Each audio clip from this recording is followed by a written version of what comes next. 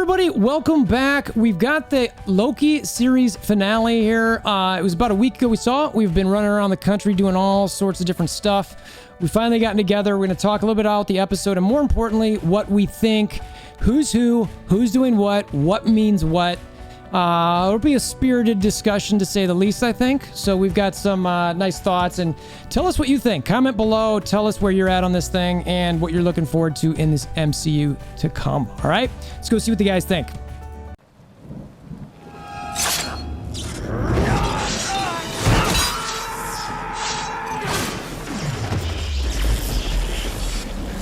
Bring me Wolverthor!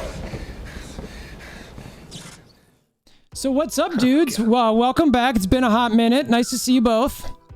Hey, bud. Yeah, Eddie, Eddie, I'm going to throw it to you to throw some stuff out there before we get going. Of course. So before we start, I just want to let everybody who's watching this, like, you're about to see a nice little battle between Thor and Ormsby here on who this particular character is. Now, it's gonna happen, so just deal with it. But yeah, you can go ahead and take over, Thor. You can go right ahead. I just want to give everybody a little fair warning that there will be aggressive banter back and forth. Aggressive. I look at it as lovemaking. They're gonna see a lot of lovemaking, and depending on how you like to do that type of thing, you know, you're gonna be like, I like this. Yeah, that's nice. Oh yeah. So all right, so we got the season finale. At the highest level, I loved the show. I loved all episodes. I thought the series in general was fantastic. I think I like it better than all the other shows. For me, it's probably not close, I don't think. So I'll just throw that. You guys are both shaking your heads, so in agreement. Yeah, it was a fantastic show. I like how this one opened up with a montage of like cool MCU quotes, a couple things from life, Nelson Mandela, Maya Angelou, Greta Thunberg, all kinds of different stuff. That was a great opening. Eddie, I think you said that you teared up a little bit almost from that. I did, and Mike knows why, because they were playing the song from Captain America and then Endgame as well, the song that he dances to with Peggy, and it's so good. Yeah, it's so good. Yeah, so okay, it's such a good song. It is, and it's great, and it gets your heartstrings getting pulled out a little bit right away, and then it's right to Loki and Sylvie at the Citadel at the end of time, and we're wondering who's going to be inside, right? So we go inside. It's just like this creepy looking building. You know, there's all these little gold cracks all over the place, and it's like really quiet. We're just sitting there, and then this minute chops up, and it's like, okay, all right, time out. All right, really, like. We're going to have the cartoon. So, you guys mentioned being frightened from that moment, which rightfully so. I think it was kind of a shocking moment. And she starts offering them a deal and saying, you know, hey, you know, we can put you back in the timeline. He can make this happen, blah, blah, blah. And they say who. She specifically says he who remains. We'll get to that in a little bit. Her words, not mine, Mike. I'm just using her words, not mine. He's already... Can't wait. So at this point in the show, what are you guys like kind of digesting, thinking? I mean, to me, it was just kind of a build up. Like, I want to focus more on some later stuff, but at this point, where are you guys at? Hey, Mike. I mean, for me, like right there, that Miss Minute scared the crap out of me.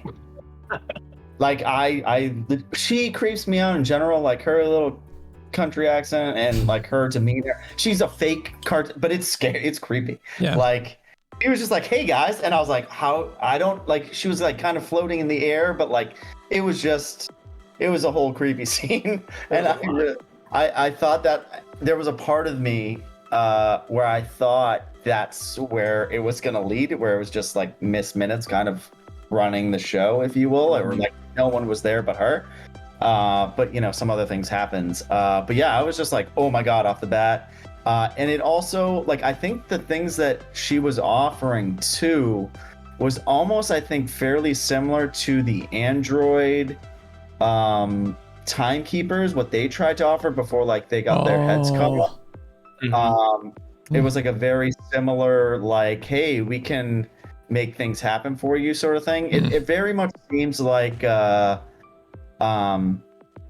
last ditch effort.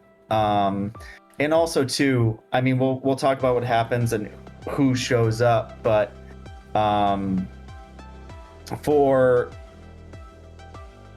this already, I'll talk about it after the fact. Yeah, you know, before, one of the things I thought of as you said that is, and I want you guys to think, I didn't think about this till right now, is why would they offer this deal to these guys, given the two circumstances, which we'll get into in a minute, that were later presented? That's the part I don't understand. It was like, this was because Mike, when you said a last ditch effort, that's what made me think of it. Because later they get offered two different things, kind of. You know what I mean? Where it was like, right. I don't want to fast forward, but that's where, yeah. So we'll get to that in a second, like, but maybe rewind to this then. I'm just curious to see. Anyway, all right, Eddie, do you got any thoughts? No, for sure. I want to go back to the opening, just how dope it was going through like a multiverse of stuff. So like you're going through like this like whole sequence of events. You're hearing all of like the major, well, some of the funnier like MCU quotes and all these different moments, like Panther and like Captain Marvel and every single movie. I think they did. They went through a lot. Mentioned Loki in like 4 of them. Yeah. So I thought it went through all 17 or however many movies, like little scenarios, if not motion at the same time, like pictures and all that. Or at least like one of each character, at least. I mean, that was at least what they did. Yeah. And then there were like, dude, I think there were like 4. There were like 4 moments with Loki that were like specifically pulled from that moment. And then I love how it pulls out of a solar system from like a black hole next to another black hole, and then it goes into another another multiverse, which I thought was insane. Which I think kind of part of me ties into what we'll discuss later with that character. And then so then it goes into the Citadel. Miss Minutes scares the hair off my balls, and I was like, oh my god. And then her offer was like, it was like a deal or no deal, and you're just like, well, no, I'm gonna go for the million. I want to get the actual lottery. I don't want to get this little like offer. Which, if you go back to the first episode, they probably would have taken easily. Maybe Loki more than Sylvie. But now, like Mike said, it's like they're literal like, okay, we just want you to take this and not go here, because if you go here, you're making it worse for yourself. And the deal was like great too for Loki. I mean, he was offered what? Being the Avengers, becoming King of Asgard, killing Thanos, and then getting the gauntlet. I mean, that's like every check mark. His like original dream. Yeah, and like and then they show you like how much he's grown since episode 1 because of that particular moment. Like they're like, all the growth he's done in the first 5 episodes, yeah, it's obvious, but like that moment there, we're gonna offer you literally the world, and he's like, nah, I'm good. Like I'm with her, and we're going. One of the things you're saying that is he also realized while being in the TVA that the Infinity Stones were basically worthless, and there was some form. So I'd counter that slightly in thinking he still might have some glorious purpose in his mind of having some ultimate power, but I do think there is. I do agree with you that there's been a bunch of growth, and I think we can't let go of that little nugget as well. Sorry to cut you off there. Also, too, I really think everything that she offered was what Loki told Morbius he wanted in like episode 1 or 2, when they're like talking about like his like goals for everything. Like when Mobius is doing like, and then what? Like I think he rattled off pretty much every single one, all those things. So it was kind of interesting that she like kind of brought it back, like she was listening. Yeah, she's everywhere, dude. But she can't. Well, we learned that she can't be in 2 places at the same time, because when she's late, we'll get there. When she's late, hit it. Yeah, you're right. Oh, I mean, like, so like there's a moment where she leaves and then she goes back to Renslayer and she's like, where were you? You know, like, so obviously Miss Minutes can't duplicate herself to be in 2 places at once, which is interesting. So she comes and goes. But yeah, I mean, so during the Citadel, Miss Minutes comes in. She gives them a silver platter. She offers Sylvie happiness, if I'm correct. I think that's what it was. Like just like an overall like. I forget. I think she offers like almost like her family, but like her whole life back. Like being taken away from Asgard, not losing her family, like having like a fulfilled life, if you will. Right. And then she bounces, and then they start walking through the Citadel. Thor, I'll let you carry us in there. Yeah, so let's see. So they keep going. There's the statues. There's 4 statues, and they appear to be like timekeepers. So we obviously knew of 3 fake timekeepers. This 4 statues kind of interesting thing. I don't know if it's just an Easter egg or something from the comics that no one's going to notice and it never plays out. Go ahead, Eddie. I read or heard somewhere that it might have been a 4th timekeeper. one. It could have been like in the comics. I think there were four timekeepers, and then one of them turns on the other three by giving information to the Fantastic Four, and then that character destroys him. I mean, that could have been the same thing that happened here. Maybe he turned on him and he gave bad information, so he killed one of the statues. Maybe it happened in like that multiversal war. But either way, there at one point were 4 timekeepers, and then one of them made a slip up, and now they're no longer existing. Yeah. And so as they keep going, there's an elevator, and opens the door to find the actor Jonathan Majors at the moment. That's all we know at the moment. He's been called by Miss Minutes. He's been specifically called at this point in time, He Who Remains. At this point, that's all we know him by, and it's the actor Jonathan Majors. So I'll save the rest of my nuggets for later. So at this moment, it was like, for me, I don't know about you guys, but I was like, holy cow. Like, this is, first off, when I heard, obviously, the He Who Remains part, I was like, yep, nailed it. Got it. He remains. And then I saw Jonathan Majors. I was like, all right. I see you. And I actually really, look, we'll get into this as we talk about him. He nailed this role, regardless of how he plays different roles throughout the MCU, which I have a feeling he's going to be in a lot of MCU movies, playing a lot of different variants. And it's going to be really interesting. I think that's going to be really cool. And he seems like an actor who can pull it off. He seems like he's got a lot of range. I really like him. And I just want to throw that out there. I thought he did fantastic. So I personally, at this point in time, was very happy to see that sort of reveal in a Disney show, because while Mike and I are going to debate over who he really is in the show, we know who he eventually plays in Quantumania. So the tie-in there is pretty, there is something happening, right? So at this point, Mike, why don't we go to you? What are you thinking at this moment? Well, I was thinking that I was right, because it's Kang. It's Kang. Hold on, I got to mute Mike. Hold on, muted Mike. All right, sorry. All right, unmuted. Go ahead, Mike, go ahead. He Who Remains, you were talking about? So anyway, the character I was right about. I thought it will go to like the different scenes he was in, but I thought, kind of like what you said, Thor, his character was awesome. He was, and we'll talk about it more, but like his eccentricity, his weirdness, like, and we'll go into detail maybe once we talk about more of the different scenes, but like he gave me like a almost like Willy Wonka and like the Joker. Yeah, dude. Yes. And like I'll describe kind of why I think why that is. We'll talk about that more once we go into detail of like his story that he describes. But he was definitely weird, and I definitely agree with you, Thor. I think we're gonna get different iterations of his, like, I don't think every character that he plays as Kang in these movies will be eccentric and funky. Like, I think there might be like a crazy, like a serious one or whatever. But I thought this one specifically was done for a very main reason. But right off the bat, I was like, this guy's awesome. Yeah. But yeah. What about you, Eddie? How are you feeling? Okay, so let's go back a couple of steps here. So when Miss Minutes showed up, I thought it was originally her. Like I had been talking about, like, like in iRobot, it's always like the main head of like the whole thing is usually the one involved. But when she bounced and then Jonathan Majors showed up, I was like, oh, okay, well then it's not her. Well, I guess they're working together though. And then, so just to put it out there, I thought it was Miss Minutes, and then she was on the table. And then when Jonathan Majors, I was like, oh, it's Kang for sure, because it was Jonathan Majors, and he's slated to play Kang in Quantumania. And then he only referred to himself as He Who Remains in the episode. I was like, well, then we're all right. All of us are right. Even though you're not going to say none of us are, it's Mike, fine. I don't care. Look, and for the record, for anyone who's watching this, in our text montage, I offered the olive branch to say, and Mike refused it. Prior to shooting just now, once again, I tried to just call him Jonathan Majors, and Mike refused. So, just either way, yeah. Whoever this person is, He Who Remains. So he shows up.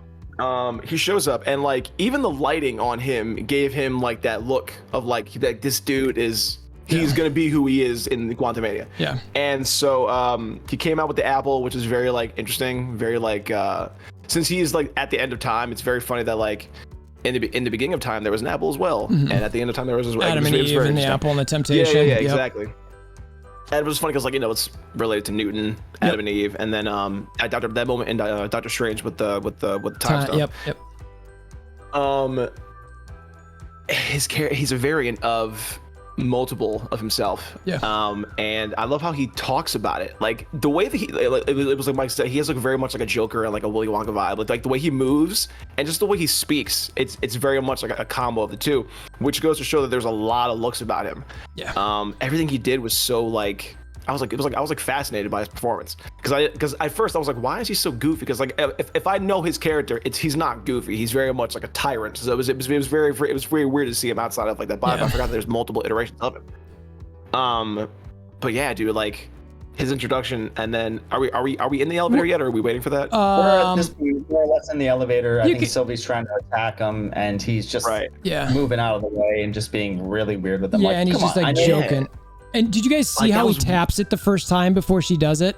He taps it to activate it, which was interesting. He stays on that watch like the entire time. Yeah. Like he gives like subtle nods to it, so like it shows like I'm like you need to be interested in this. Yeah. Like everything else I'm doing is like it's almost like look here while I'm working over here, but like every time he does like some little move to keep their eyes on this. Yeah. Which has a very similar look to how the Citadel looks. It's very cracked, which makes you think it might have come like from like the Universal War or the multiversal war that happened so many years on, because he's from the 31st century. Is that what he said? Yeah, that's what we were talking about that a little bit beforehand. I'll have to rewatch. I thought he said a variant of himself, but he definitely mentioned that there's a 31st century. It's either him or another person. It's for sure him. He starts off talking about himself, and then it leads to other Kangs. He who remains. Yes, this version of Jonathan Majors is he. This version of Jonathan Majors is he who remains. The 31st century. I'll have to rewatch that part. So Eddie, did you tap everything you wanted to tap at that point? I did. I mean, they're in the elevator. They're going up to his particular place, and just how he knows everything that's gonna happen. He's able to dodge. It's funny how he was so like nonchalant in the elevator. Yeah. Like he didn't care, and then he like looked down for a second, and then looked up and had a moment of like, oh yeah, and he moves because he knew he was about to get hit. I was like, this is great. Like I was like, I love all of this. Yeah, I'm sorry, go ahead. It's pretty cool. So and the next part is minor. We don't have to stay on this too much. It goes back to the TVA with Ravonna downloading some files. Miss Minute shows up, apologizes for being late. You guys tapped on that where she can't be in two places at once. That's how we know that. And Ravonna says, hey, these aren't the files you were supposed to give me. And she says, yeah, that's because he thinks these will be more useful. And they talk about it a little bit, and she's like, who? And she's like, the one who controls all, or whatever Miss Minute says. And you can tell Ravonna is like confused and is clearly going to look into something. But to me, there wasn't much here. Is there anything you guys want to talk about with this particular moment? We hit on it a little bit later when she goes somewhere, but. I mean, the only thing other than talking about Miss Minutes, the fact that she can't be at one place at once, I thought she was more or less, call it an artificial recording. Like everything was kind of pre-done with her antics, but she's as weird as it sounds to call her, she's like her own entity. She's like a free, for sure, like a free will robot, computer, whatever, because she made it a point to help Ravonna. Like it was like, no, I'm like almost like someone told her what to do, and then she's doing it for her. So there, and it was in that sequence, and we'll obviously talk about it later, where it was in the time that Kang has like written all of this in the timeline. So it was like, I want to say like a planned thing. So it was very interesting that she was, one, doing it, and two, like she's still being controlled by someone, but also like a free entity. I don't know. It's hard to describe. Yeah. It was one of those things where I was like, I thought it was someone like kind of as a puppet master, but now it's like, no, she's like a thing. That's like a person in a holographic state. Yeah. I don't know. Right. That's sort of mentioned in episode 2 when he's taking lessons. Loki is from Miss Minutes, and he's like swinging out and moving around. She's like jumping off things, and like you can actually hear her feet like hit certain stuff when she's running around. So like obviously she's more than just like a recorded image. She's an entity. No, I mean that scene. It just goes to show you that even Ravonna doesn't know everything. She thinks that she does, but she really doesn't, because she's like, who's he? Like who? And she's like, I just bounces, and you're like, okay, give her something. So now she's curious, and then she looks at the files, and she's very intrigued at that point. But then we move on from that scene. Other than that, I think it's all that's really happening there. Is it Mobius that comes in on her? That's a little bit after this. I think it's after this. Yeah, we have a couple more scenes. So, all right. So this is where we really get into our fun debate here. So we go back to the Citadel, and we've got Loki with He Who Remains, and they're basically talking about how the Lokis are talking about how they solved it. They got there. They figured him out. They conquered or just crushed him. Right? We're the best, and he just laughs, and he's just like, nah. No, I laid everything out. This happened exactly how it was supposed to be. And he just explains who he is. He goes through that he's been called many names, and he points out He Who Remains. He says a tyrant, a jerk, a conqueror, which is a clear tie to Kang. I don't remember. Watching Mike's face. I mean, he goes through a bunch of different things and basically just says and he explains how he came to be. That different variants of himself figured out that the universe was stacked on each other, and that they found each other and they shared technology. They did all these things and figured all these things out, but then they started fighting and causing what was essentially a multiversal war. And this particular variant, who's been dubbed in this particular MCU to this point, He Who Remains, says that he then eventually makes this singular timeline and has just controlled it and keeps anything from branching out so that no more multiverses are ever made. And that's why he created the TVA. And I love some of his lines here where, they were kind of like BS, whatever. And, my favorite one was where she said, I forget exactly how it went down, but he says, we're all villains here, and she's just like, you're a hypocrite. And he calls her, Sylvie, a hypocrite. She's like, grow up, hypocrite, murderer, and I was just like, the way he delivered that line in that whole sequence, I was like, bro, like, dude. Killed it. Yeah, and I was like, he's right. We're literally watching a villain show right now. This is a circle of villains. Which is pretty interesting. Now, his motives were legitimate. I liked them. He's trying to keep a huge multiversal war from just ripping whatever apart. Who knows? Like, that's clearly what created Alioth, and he figured out how to weaponize Alioth and create just one timeline. So, at this point, this was when I was like, I mean, in full disclosure, I was like, all right, well, without even talking to you guys, I was like, all right, this guy's way more complicated than just being He Who Remains. Now, granted, in this show, I will argue on my hill till I die that this particular dude is He Who Remains. But he's clearly a variant and got tons of different variants out there. One of which is Nathaniel Richards, is the 31st century dude. So Mike's muted, Eddie. So if you want to say anything about this scene, you could go ahead and chime in. Okay, we're gonna tag team this one because this is like a hefty scene. Yeah. So I figured this is gonna be most of our discussion. For sure, he explains to them that he is a version of himself in the 31st century. He discovered parallel universes that apparently are stacked on top of each other, like that. That's kind of similar to those two black holes that we saw in the opening, right? Which is kind of what I saw. And then he discovered those at the same time that all the other variants did. Just that's interesting. That like everybody had the same moment of clarity at the same exact time. And then you see like a lot of the things that were created in the TVA that are used in TVA were used or that they created, like the time doors, the reset charges, the computers, the pruning rods, all that stuff. And then also, in episode 1, when Loki's walking through like the turnstiles trying to get to like and he was watching the video of how the timeline was made. That's actually true to some degree. Like everything that Ms. Minton said was pretty much true, but it came from one person rather than three timekeepers. It was really just one person. And what's interesting is that like the fact that okay, so for him to know every movement up to that point is very similar to like Doctor Strange in Infinity War. He saw like 14 million different outcomes for Endgame and was like, this is the one way it has to be done. And Jonathan Majors is the same way.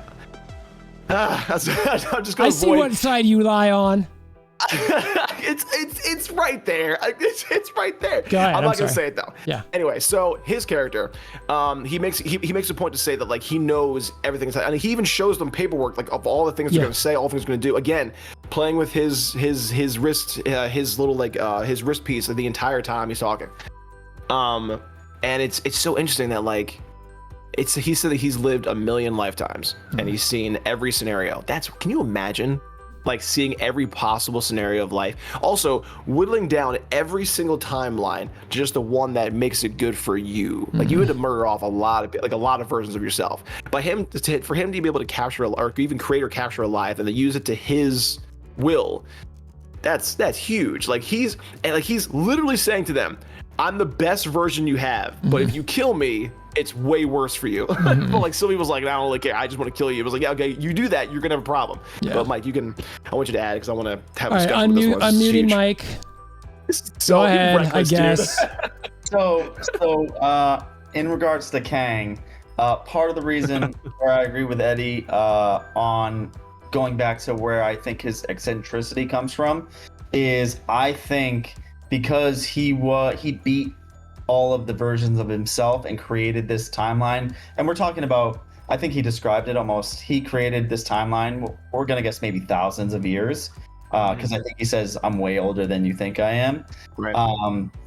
I think also part of the reason he's like as quirky as he is I think he's just been by himself there. It's almost like somewhat like kind of being in solitary confinement. Like you just start talking to yourself, you become weird. Like I think that's where this iteration of this character comes from, is a guy who's like kind of gone nuts from doing this all on his own, you know, because I also like the way he describes his storyline of being Kang in the 31st century is he almost like talked about in the very beginning, like I was like friends with like these different versions of myself. We became like almost like a group, like almost like timekeep. Like it seems like the way he describes the different iterations of himself is like a small group of timekeepers, but they just kept meeting people that were worse and worse. And Eddie, to your agreement again, when Loki does the very beginning and learns the history of the TVA, I think he's describing exactly what he described at the very end. It's just about him. You know, and look, we talked about this. We all thought it was very much like a Wizard of Oz man behind the curtain thing, and that's what exactly it was. But I think the reason why he's as weird and wacky as he is because he's just been by himself, like in a castle, watching time happen, or writing time up until a certain point that we'll talk about. But I thought all his scenes were awesome. I thought the fact that he basically described himself and, you know, said he was Kang is I don't awesome. remember that, but keep going. Well, you know, he describes himself as the iteration in the 31st century, and everything that has to do with is Kang. Just trying to remember what the credits said. When Loki and Sylvie call him what you think he's called, he said, oh, Miss Minute still calls me that? That's ridiculous. Like, he, like, demeans that name. He doesn't think it's his name at all. I thought it was really cool how they showed it. And we kind of, I think, at more or less, we thought this is where it was going. But the way he described it was even, like, kind of crazier than, you know, as quick as he described the storyline of his life, it was still very, like, interesting. Right. I want to add to Mike's point, how he met multiple versions of himself. In the comics, there is a council of Kangs in the comics. So that makes sense in that regard. Which it'd be kind of funny. It'd be kind of cool to see. I will say this though. This is the first time that like Marvel, at least in this series, has done something that we wanted to happen and actually happened. Because I think personally, I wanted Mephisto in WandaVision, but then when it didn't happen, I was like, all right, whatever. and I wanted certain things to happen in Falcon and Winter Soldier. It didn't happen. So like, to Mike's point, for him to be right, it was like, well, okay, yeah, all right, yeah, like you kind of right, and so was Kenny, because they put the guy's name the same way it was. So you guys are both in right. the credits, which is flashing up behind me, by the way, Mike, just so the crowd here is watching can see it. I truly think, Thor, that this show also was a great Easter egg thing. I think they gave a small Easter egg to a arbitrary character in the comics as like a nod, but it's not really because that character in the comics is not like, it's a whole separate entity. Yeah, that's is it? No, Yes. I don't know if they go into who He Who Remains is in the comics, but regardless, yes, they do. Yes, they do. But regardless, say they do. Say they do, just for argument's sake. I do say they do. The MCU does whatever they want. They have their own story version of everything.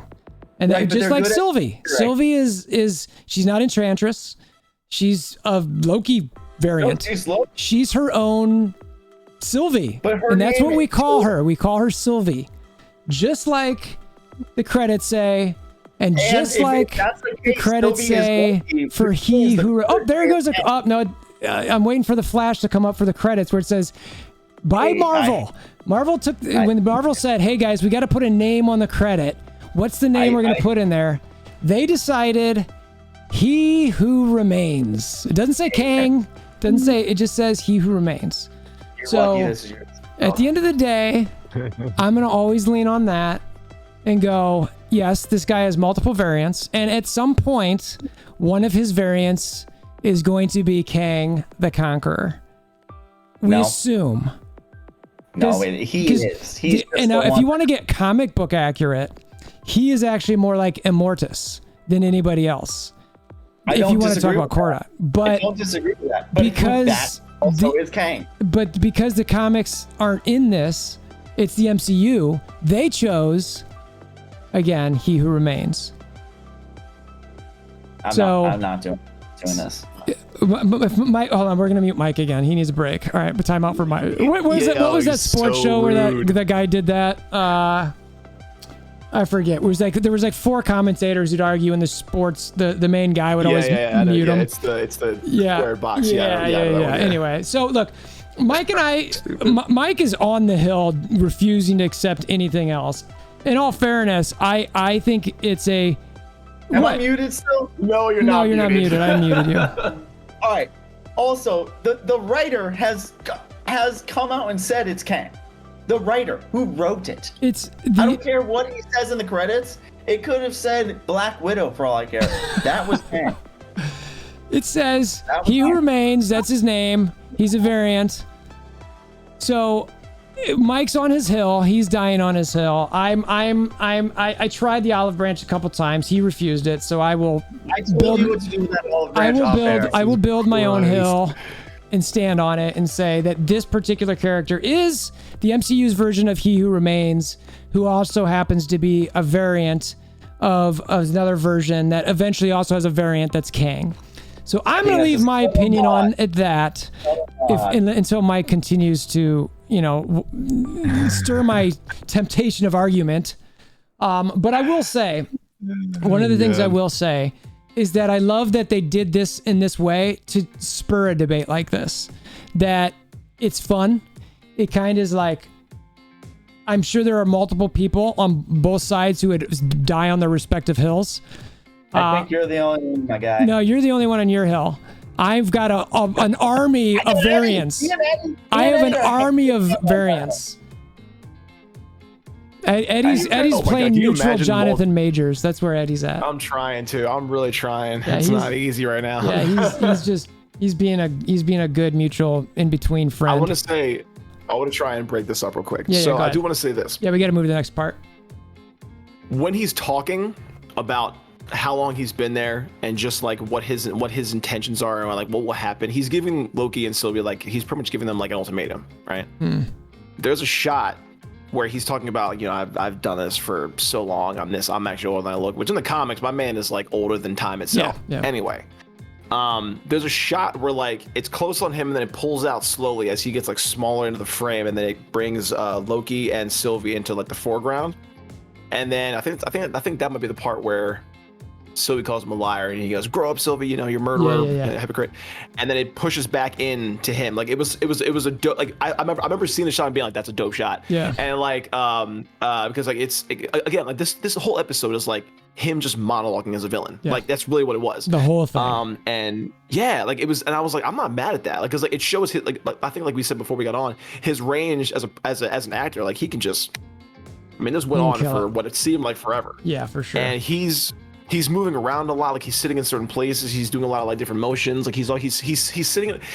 I think one person described him as a guy who's like on like his last day of work who just doesn't give a crap anymore. He's like, I'm done. Like I'm about to retire. I'm out this piece. And that was his whole demeanor. He's like, you guys can take over, but like either way, like I know the outcome, and no matter what you do, like I find it like amazing that he knows what he knew what was gonna happen, but still had to play them against each other, because if he didn't, then it wouldn't have gone to his plan. Like that's the wild part, because now we're talking about like, had he not done that, where would it have gone? Like, what if? You know what I mean? Like that's now whatever. But yeah, what if? What if? That's funny. They also do a very good job, and I mean, this will be the next step of keeping him in shots where, like, for instance, like if we talk about it while Sylvie and Loki start fighting about what the right thing is to do, like he's very visible in the background, and like you said, like his facial expressions, like there's parts where they're fighting where he's like like very intrigued, and if we go down the line of towards like the kiss scene, like he's like smitten almost face, like his face is like very visible in that scene where he's like like it was very good, because I also think, like you said, he's written to a certain point of history, and once he gets to that last page, like his mind becomes like he's like woo, very much like I don't care what's like just weird, but we can talk about that after. But it was very good how they did the visuals when he even wasn't the main focus, where they kept focus on him, like you know how like sometimes someone's in the background but they're blurry, like he was very visible every shot. I agree. Love that.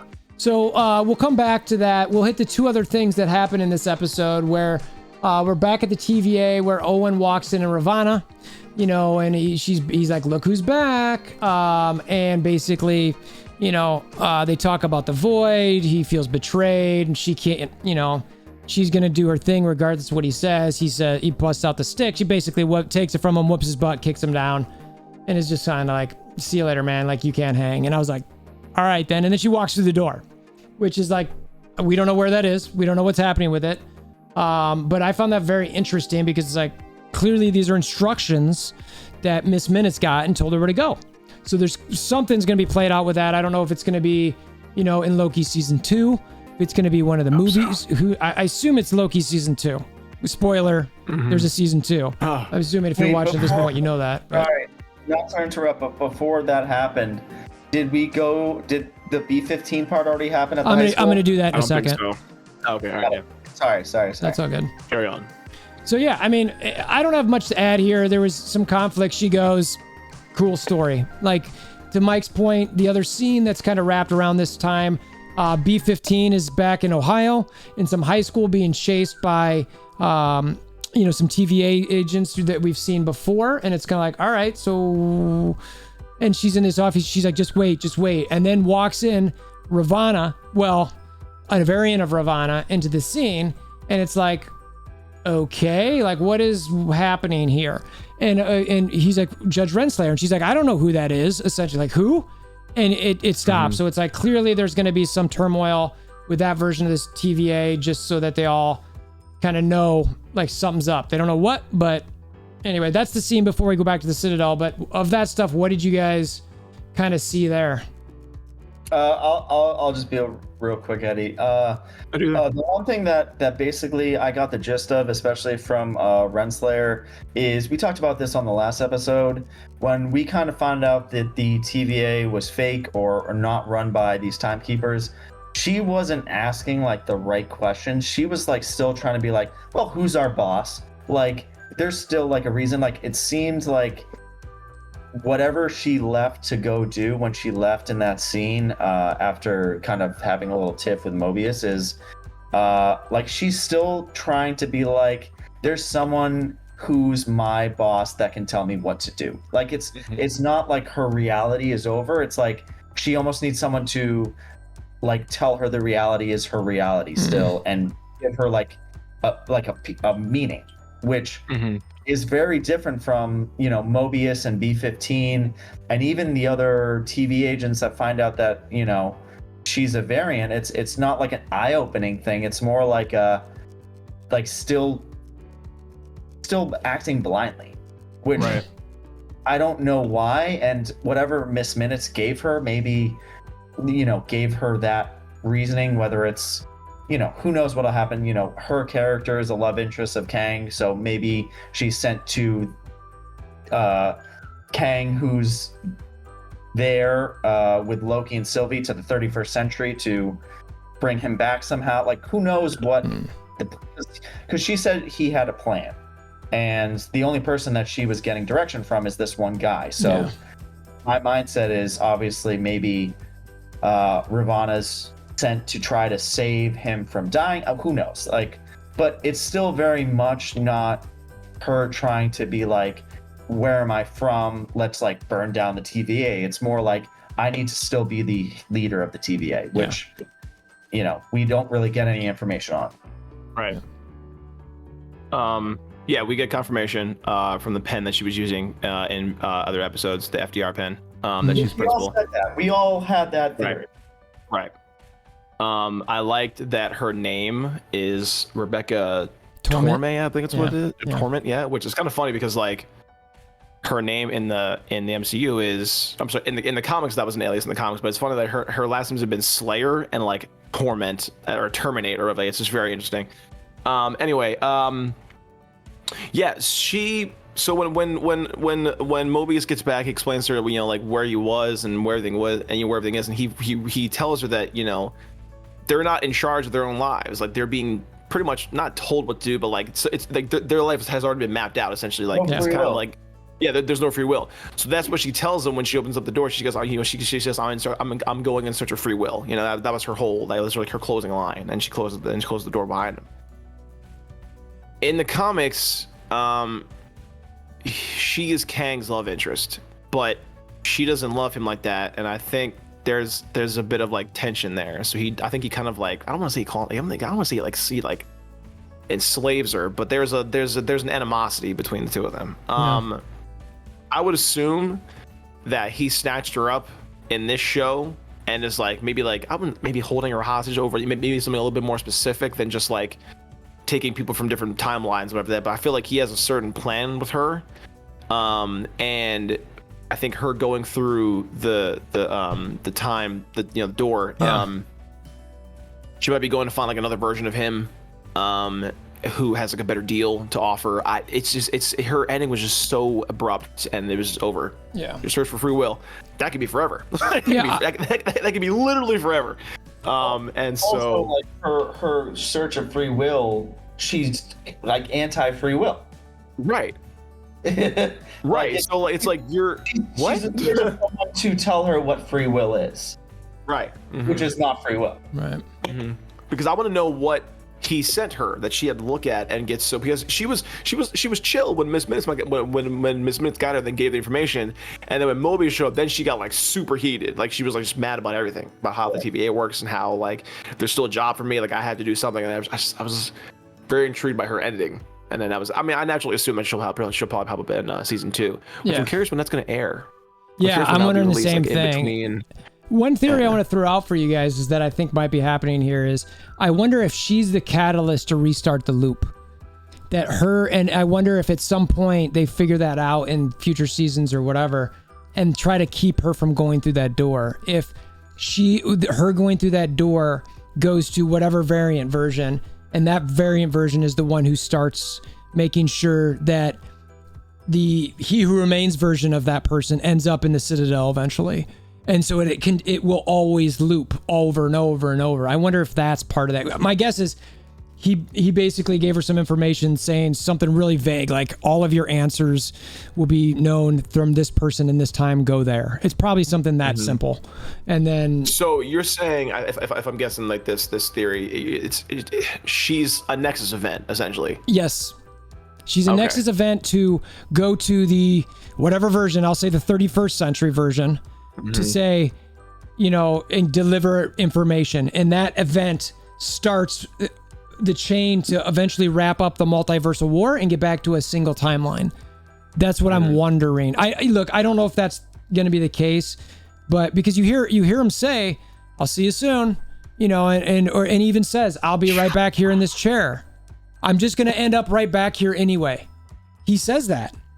So it's like, it's almost like none of it matters, like I'm saying. So like he knows, and while he says, "I don't know what's going to happen," yeah, I think that's potentially true, but he also knows if he gets killed, that he has to have this contingency plan so that he does get back to that chair eventually. And I wonder if that's what he's sending forward through Ravana. I don't know. I'm just gonna throw that out there. So yeah, no, I mean, I think I kind of said that. I think like whether it's Miss Minutes giving her the information of where he started to be like, hey, you're going to die at this point. What are you going to do to like figure out how to like not? Because you know, I think that the main, you know, dynamic of the Kangs or whatever his Marvel comic book storyline is, he's done things basically to always more or less be in control in different times, and to like almost like never die. You know, I think that's like the benefit of him with his powers of time travel and, you know, being able to control people and all that, is that, you know, he'll do whatever it takes to like stay alive. You know, it's conceptually like kind of what happened in Endgame. They went back in time to change things to, you know, he just does that over and over and over and over and over. Forever. So, okay, so let's see. So after we get through those scenes with those crew at the TVA in Ohio, we're back to the Citadel, where they start the Lokis, Sylvie and Loki start debating what the right move is. And because it's been presented to them, they can either take over the TVA and run it together, and he says how they're a perfect pairing for that, or they can kill him. And ultimately, I think this is around when he says, like, this is the moment where I don't know what happens. He drops the pencil you guys were saying, or whatever it is he drops, and he just doesn't know, which is really interesting because at that point, he actually takes off that little wrist thing and he sets it down on the table so anything can happen to him, which is kind of cool. Let's see, in a moment when he no longer knows what's going to happen, which I thought that scene was pretty cool. I don't really have much to add to that other than this is when we get to the fight. And they're just fighting back and forth. They're really talking about, and they're just debating what's the right move here. You know, Sylvie thinks Loki's betraying her, that he just wants the throne, you know, and it's just like, it's a legitimate fight. All over the room, breaking stuff. You can see all kinds, I'm sure there's Easter eggs throughout that room that people can check out. And it gets to the point where Loki, she's about to go kill him. Loki steps in front of her. I don't know how she stops the blade, honestly. But, you know, she stops from killing him. He drops his blade and basically says, I don't want to do this. He's comforting. He says, I just want you to be okay. And he's crying. I thought it was a really heartfelt moment. You can tell he really cares for her. And it's interesting because I think at that moment she realizes, well, for me to be okay, he needs to be dead. And she kisses Loki because she loves him, you know, and really cares for him and realizes, or something, loves herself, whatever it is. But as that was all happening, she swiped the wrist thing, opens a door, and boots Loki through it. And so anyway, before we get to the last parts there, give me your version of that scene, things you're seeing, Mike. You know, what are you kind of, I don't know, give me your thoughts. Yeah, no, for one, once Kang kind of says, like, I don't know what's going to happen next, this is like the last I've written. You kind of almost like hear like a weird noise, I'm gonna say a swoosh, but there is like a weird like concept of like thunder. Yeah, it's thunder. Yeah, and it was one of those things where he just kind of sat there being like, I truly don't know what's gonna happen. Even when they start fighting, kind of like I said, there's shots of him watching where it's kind of like the first time in like thousands of years he's like just watching something he doesn't know what's going to happen, which must be like a refreshing feeling. Just not knowing the answers to the test. But I thought the fight scenes were pretty cool. Loki is coming. Loki, to give him credit from where he was at in the very beginning, like he's always been into it. Like there's got to be like a catch. And even when Kang offered that to them, he wasn't saying like, let's take over. He was saying, there's got to be more to this than just killing him or taking over. And Sylvie like didn't either react to that. She just saw it as, I think Sylvie at the end of the day, with her life that she's had, all she's wanted in her entire life is revenge and to kill the person that basically made her life the way it is. And you can kind of sympathize with that because that's kind of like a version of Loki. Like what he was doing is, everyone does things for a certain reason, whether it's good or bad. And Sylvie's just like, no, like we have to kill him. Like this, the person who did this to us, like, and Loki's thinking of it like, no, there's got to be more answers to this. We don't have to take over the TVA, but we just have to figure it out before we just kill a guy. Yeah. And it's weird him being the more level-headed one. Super weird. Progress. Yeah. Yeah. Especially because he's the version of him in the Avengers who, like, he progressed to that level up until, Infinity War and Endgame and Ragnarok.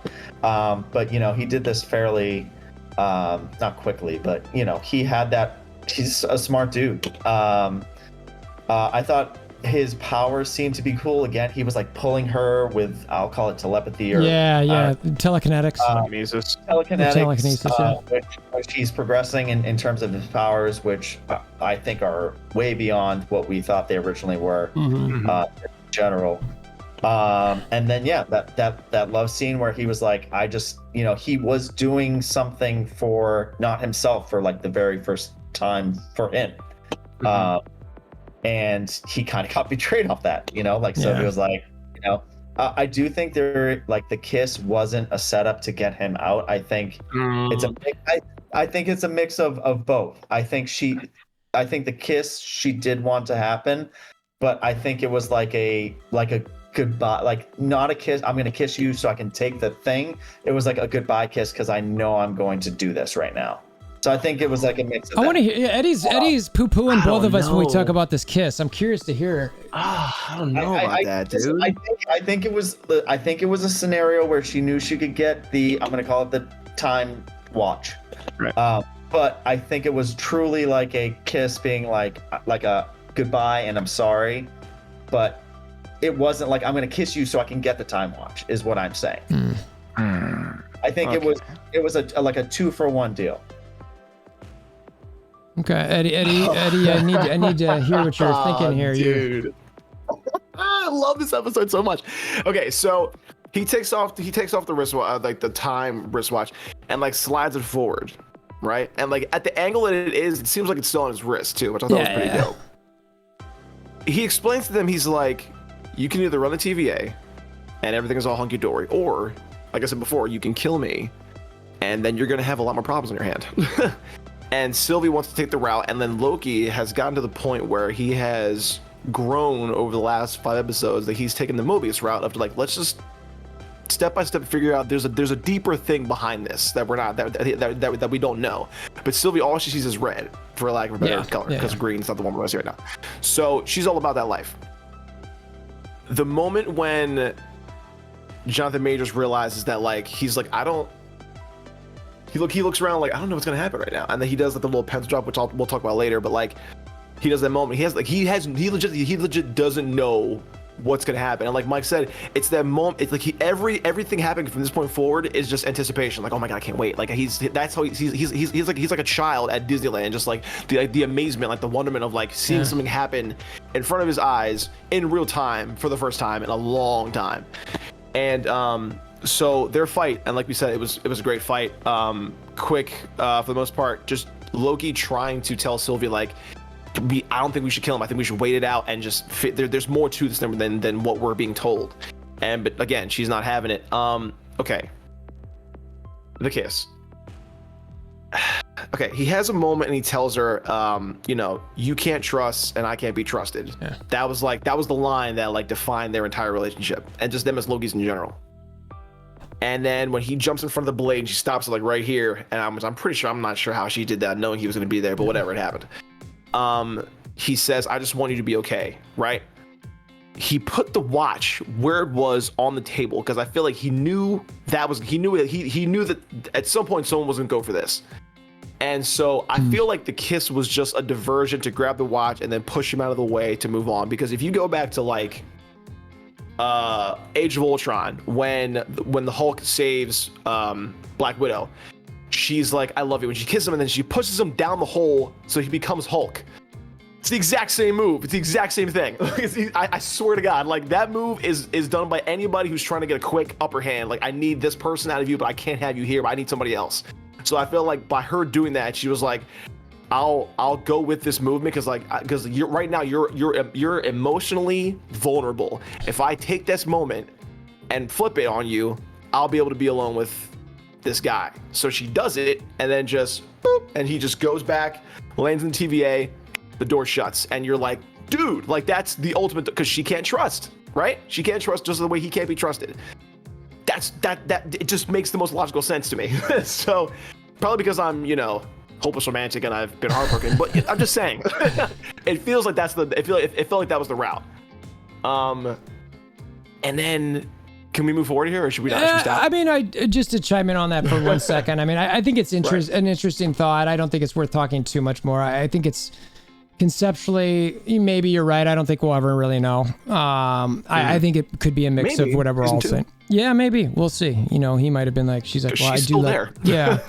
And she's wearing, maybe she's the one who stays at the end of time. So anyway, go ahead. Oh no. So then, you know, she gets the upper hand on him and she stabs him. And he says, "See you soon." And he gives her a wink.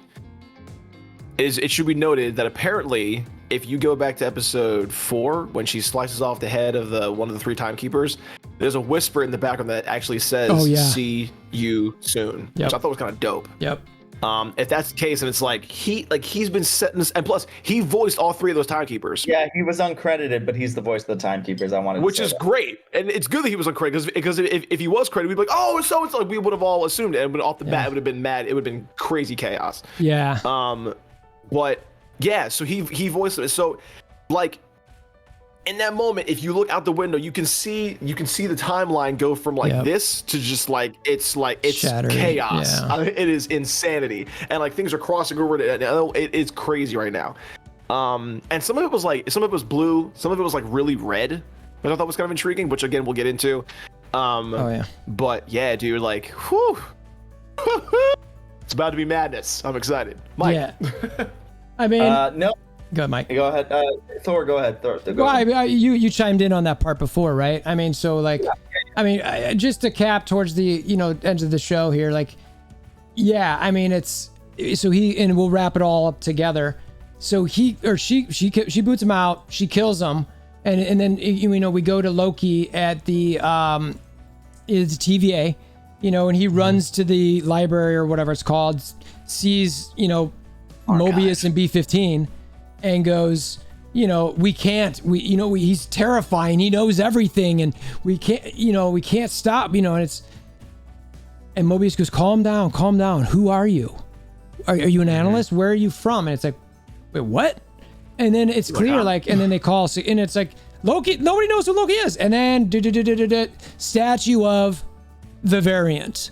And it's like, okay, cool. Like, see, end of show. Eventually, it gets to the end credits, which is, you know, a simple, season 2 thing. So yeah, so Eddie, go ahead, bring us more for what your thought, and then include anything you want into that from that. That was a really disappointing scene, man. Like when he shows with the TVA. Because everybody knows Loki, because he's that problem for the TVA. He's the unknown like variant there. But I mean, even in episode 2, when they're going through all the different variations of him, like everybody knows who he is. So when he shows up and like they just run past him, you're like, oh well, maybe they know that he's okay because he's been working with them for the last whatever. And then they get to the archive, the library, whatever it is, and he sees and like the emotional hug they had in episode 5. Like you know that they made progress as a partnership or something like that. Mobius and Loki. For him to not know who he is, I was Loki devastated. I was like, man, like that's.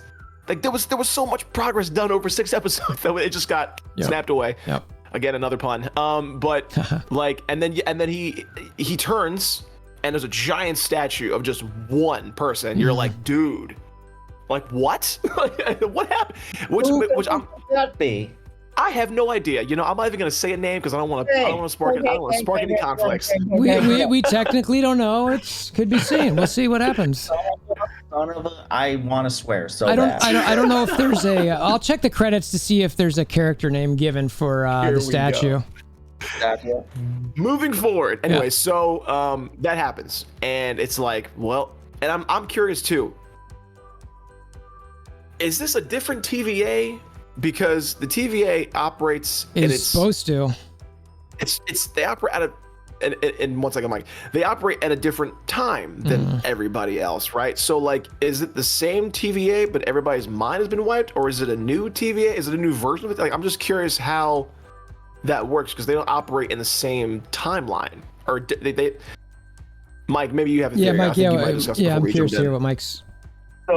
So there's 2 things. To answer what your thought process is, here's basically what I think. I think he got booted into a different timeline of the TVA, because here's what I think is gonna happen. I could be wrong, but all those tentacles that spread out, there's a point where you see Mobius and B-15 watching it like in their office, and it's like hundreds. It's madness. It's almost. They see it on a computer screen, but it's basically what Sylvie was watching after she kills Kang. Mm-hmm. He remains. You almost got away with that.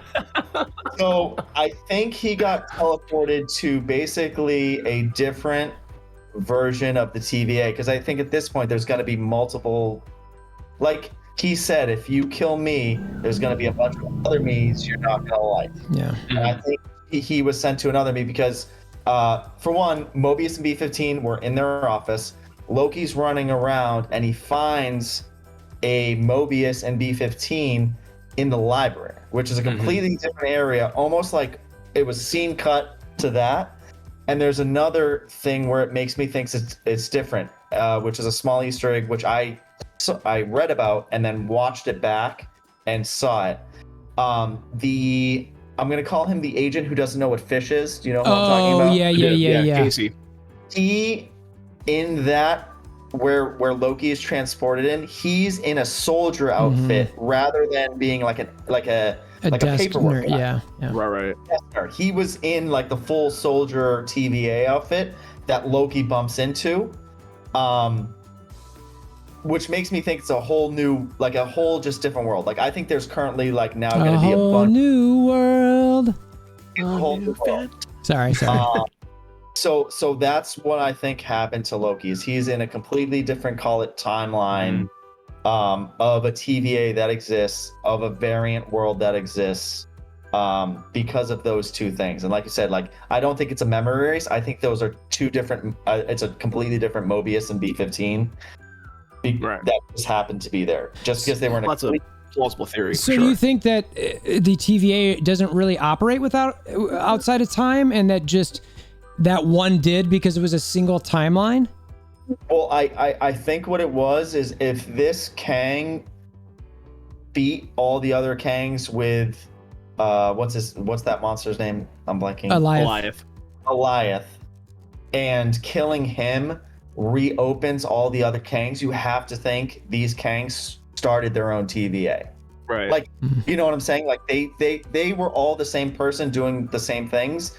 So you have to think there's evil ones, like the statue of that actor. We're not going to call him Kang. Was sitting there. That actually one scene, you know what it reminded me of? and I know this is going to be like kind of an obscure reference, but do you guys remember the Planet of the Apes movie with Mark Wahlberg? Yeah. With the monkey as the Abraham Lincoln statue? Yes. Bro. That's exactly what it reminded me of when he goes back to Earth and he's just at a different Planet of the Apes with the evil ape as the leader. That's exactly I don't know why, like legitimately when I watched that episode, that's what I thought of. I know that's such an obscure reference, but that's exactly what I've thought of. That's why I think it's a whole different world. Makes sense, yeah. But yeah, those little things, especially the one with the guy, the analyst dude who didn't know what a fish was. Yeah. I'm pretty sure he's credited as like Agent KE5 or something like that. I forgot what it was. But he was never in like a military outfit. He was always like a desk nerd. Yeah. All of a sudden he was a soldier, and I think that was like the one, other than like obviously Mobius not knowing who he was like being like, this is a completely different world than your actual people are. Mm-hmm. That's what I got. What about you, Thor? I mean, Eddie? Eddie, you want to go or? No, I'm gonna add some more once we wrap. Yeah, I mean, I don't know. I struggle because I'm really hung up on this concept that, the TVA is supposed to operate outside of time, but I very much could see that maybe within the confines of a single timeline. And if another timeline branches out too much and gets going, then another TVA can be within that timeline. Because the truth is we don't even know what the TVA is.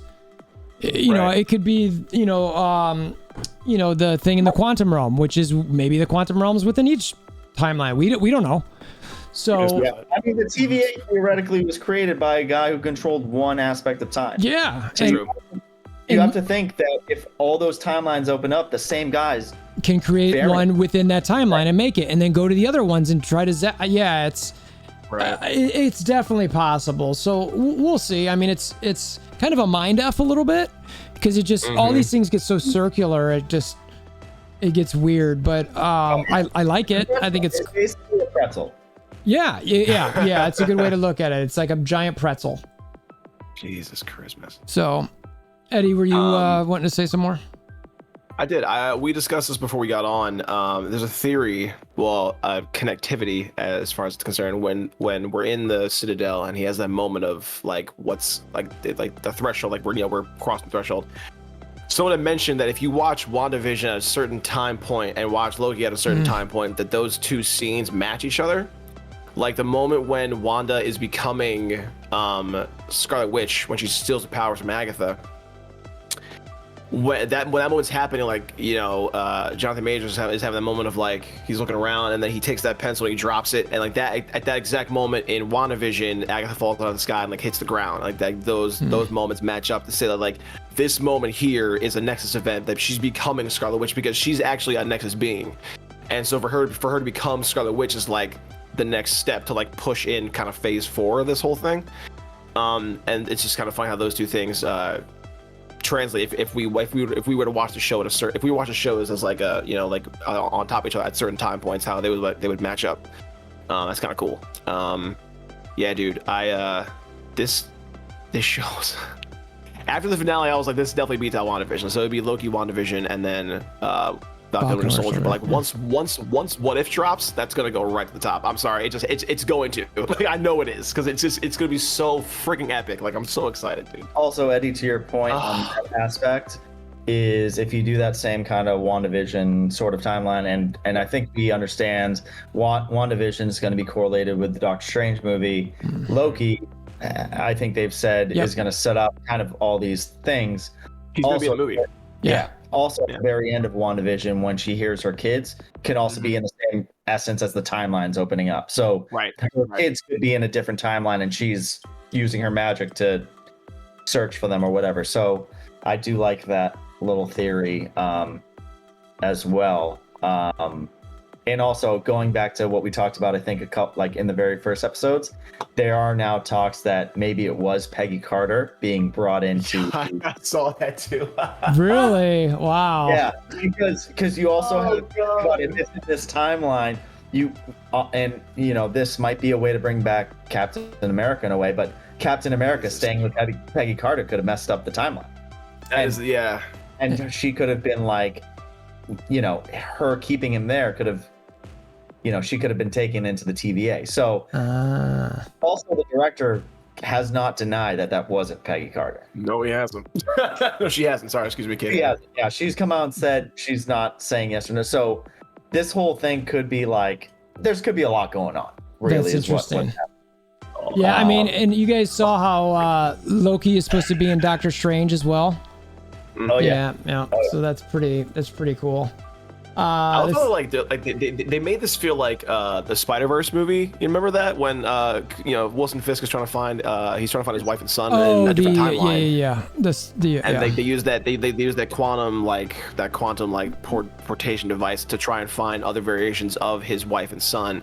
And it feels like that. I mean, as far as Scarlet Witch is gonna, like, her two sons pop up at the moment. Like, that when Mike mentioned it, I was like, that's a good point. Oh my gosh, Phase 4 is gonna be lit. I'm sorry, like, it has to be amazing because first of all, Doctor Strange in the Multiverse of Madness is supposed to be like a thriller. It's supposed to be like heavy dark. Yeah. I cannot wait to watch that movie. Dude. Oh my god. Yeah, exactly. It's supposed to be sort of a horror movie. And I don't know if you guys watched that. We were talking about this. I think it was on Hulu. They had kind of a horror series. It only was one season, but it was The Son of the Devil. What's that guy's name? Man. Whatever. I'm forgetting. Yeah, it's The Son of the Devil. And he was on. Is that what the show's called? No, it's the character's name. But the show was a horror show. What is it? Dante? No. If you get one of you guys, I can't pull up internet because it'll mess up the video feed. But if one of you guys have your internet, Google like Hulu Marvel Devil Son show or something like that. Thinking of. And but it was really interesting because Hellstrom, that's it. Yeah. Hellstrom, wow. Yeah. And if you watch that show, it's not a great show, but I'll tell you what, man, it was pretty freaky at times where I was like, what the like, this is scary. So Can't wait. Yeah, I think that was Marvel's first introduction to horror.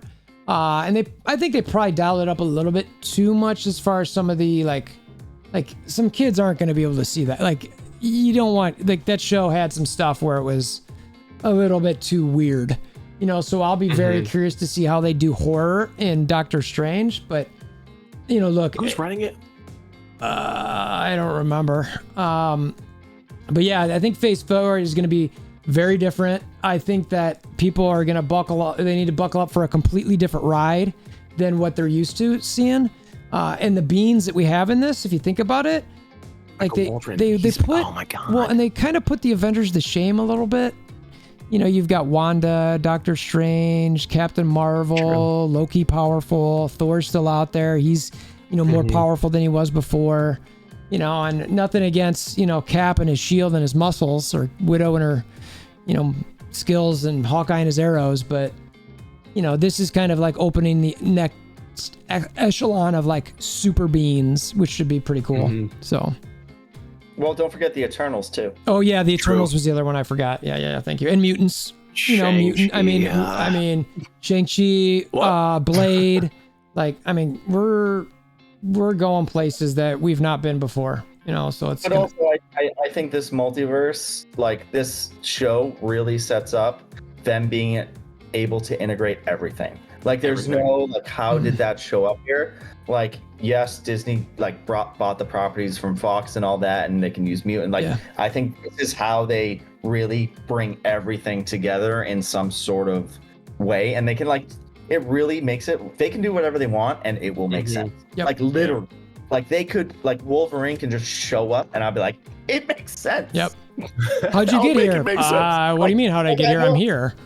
Like, I know the most, like, I would say the entity that's showing up that is going to be kind of new is, I think, is going to be Fantastic Four, and that's a couple years away. But they really can, again, this show and kind of all the other shows, they're really good at Easter eggs. In these next movies, they can Easter egg the crap out of us with all new stuff. And it will just be like, oh, that's a hint to this, that's a hint to that. Like, and just get like our Easter egg man happiness going. I don't know if I can say, you know what I'm saying? What'd you say? Yeah, so God. I mean, awesome show, awesome series. I don't have anything else to add. I'm looking for, I mean, some of the stuff, you know, we were talking to one of our friends, Kira, where she was like, Kira, if you're watching this, if you've made it this far, we love you. It's what, an hour and 15 minutes into just the recording. Oh, man. Yeah, I don't know if she's going to make it this far. If she does, shout out to you, Kira. That's not that low. I think we've gone longer. I think for all the finales, we always go long on the finales because there's so much to talk about. This finale, we didn't recap the whole season, but we had a little, you know, roundabout where Mike got to be wrong about a bunch of stuff, and that's fine. So much hate. Yeah. No, it's only because there's so much love. That's the real truth. So That's true. yeah, right. So, you know, look, there's a lot of unexplained stuff that I think we need to have play out, but I feel like I understand generally how that multiverse happens, how they've got some time travel stuff going on. Makes sense to me.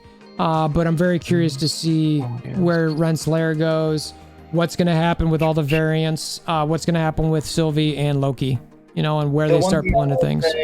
The one thing I wanted to say real quick that we didn't really get to with Sylvie specifically, and I think she'll have maybe more of a part in season 2, but after she kills Kang, she at that point, legitimately, like, you feel like she knew immediately it was the wrong thing to do because she like how she fell back. Like it was almost like a dead feeling. Like imagine like your entire life you've been like, I need to do this to like feel like almost like have free will or feel alive, or like this is what I need to do. And she did it, and it was like she had no satisfaction. It was like she like sat back and like was like, I've messed up the entire universe. But that's like life though, dude. That's what I'm saying. Like I think her moment was a big moment that didn't get like, not that it didn't get the love it got because there was so many other things happening. Loki obviously is the main character and you get to see his thing, but like her thing was like literally like all she's done since she was a kid is try to take down this one entity. She did it, and she felt nothing. It was just like, now what?